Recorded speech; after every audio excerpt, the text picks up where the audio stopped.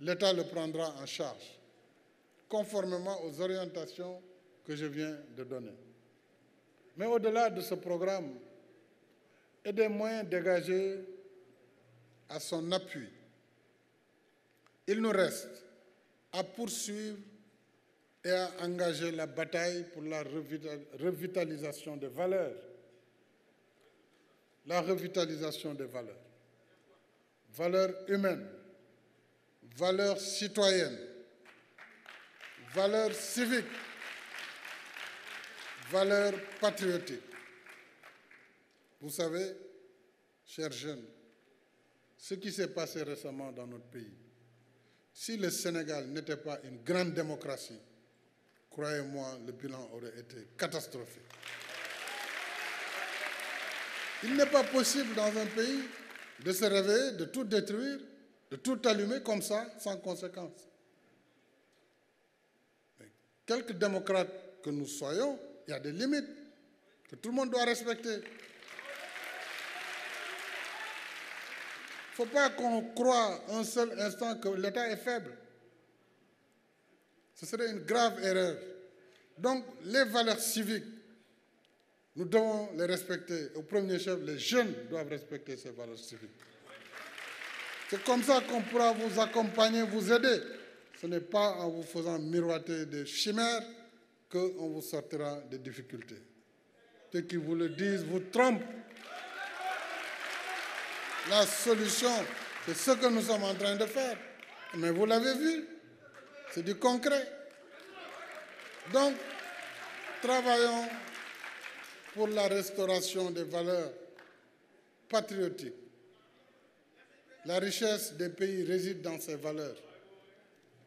Ces valeurs se cultivent dans notre fort intérieur et le secret de nos consciences. Et c'est ça le rôle de l'école, des daara.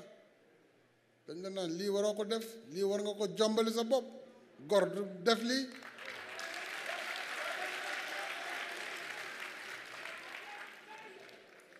dañu xam ni réew mu am démocratie rek moo mën a tolérer li xew fii am na réew yoo xam ne citoyen xalam ñemewul xalaat ne di nga dem di attaque gendarmerie fa la arme yi nekk nga dem di ko attaque tribunal nga dem di attaque di yàq di taal këru jàmbur yi comme ça gratuitement mais loolu jàll na mais loolu mënatul am.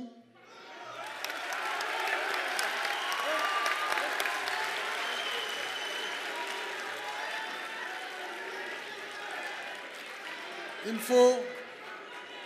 faut ñu xam ne réew mi ñun ñoo ko bokk ñoo bokk réew mi kon nañu rafetal mbir yi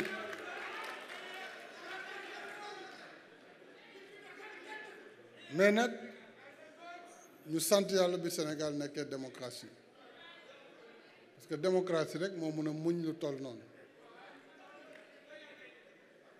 waaye nag ku ne dafa war a xam ne dafa am limite boo xam ne boo ko rombee rek yaa ngi dugg ci beneen domaine boo xam ne buñ la toppee ci li ngay def mën na métti ci yow lool nag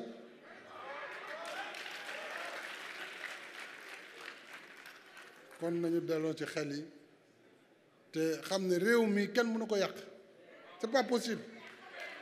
Le Sénégal a été bâti depuis des siècles par nos ancêtres, par leur enseignement, par leurs prières, par la démocratie, les générations politiques, bien avant les indépendances, qui se sont battues pour l'indépendance du Sénégal et de l'Afrique.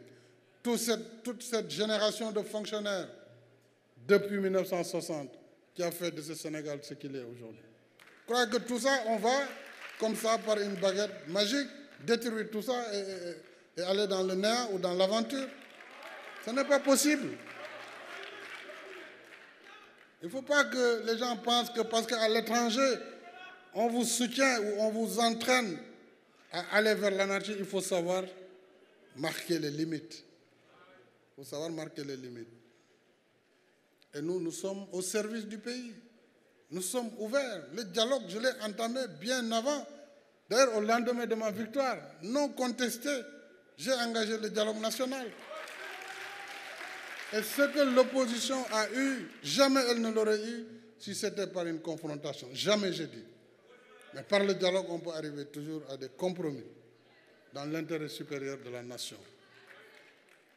Donc voilà ce que je voulais dire à cette jeunesse. Ces valeurs donc se cultivent dans notre fort intérieur et dans le secret de nos consciences. Ce sont elles qui font les grands hommes et les grandes dames. Ce sont ces valeurs qui forgent la grandeur des nations et portent des peuples qui les incarnent vers plus de progrès et plus de prospérité. Ces valeurs, je souhaite que chacun de nous en fasse son viatique, de manière à développer les traits de caractère, conduire les transformations positives de notre pays. Par la force des choses, l'avenir vous appartient, chers jeunes.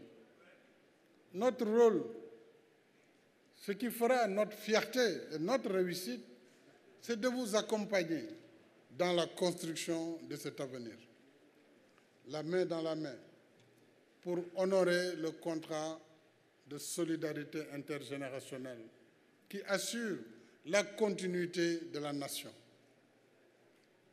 dans la paix, la sécurité, la stabilité et la prospérité. Ensemble, chers jeunes, nous y parviendrons. Et c'est sur cette note d'espoir que je déclare clos les travaux du Conseil présidentiel sur l'emploi et l'insertion professionnelle. Je vous remercie de votre aimabilité. Merci. Ñu ngi leen di ñaan ngeen jël seen